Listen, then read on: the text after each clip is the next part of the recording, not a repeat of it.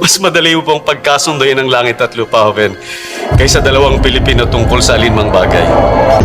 Negosyo o kalayaan, bayan o sarili, pumili ka!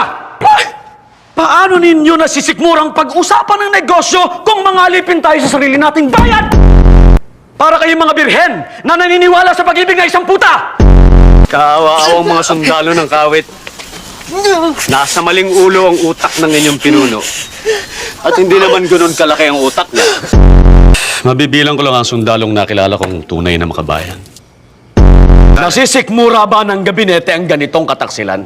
Tinatawag mo ba akong traidor? At duwag! Kung magiging isang bansa man tayo, kailangan natin ng isang radikal na pagbabago.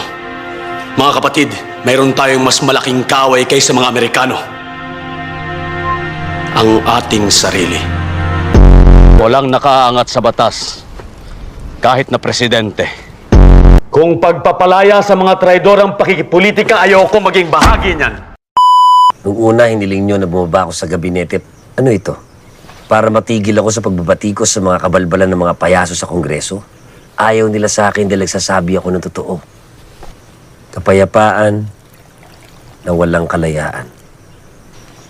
Kaya na ba ng Pilipino na marinig ang katotohanan ng hindi mapipikon?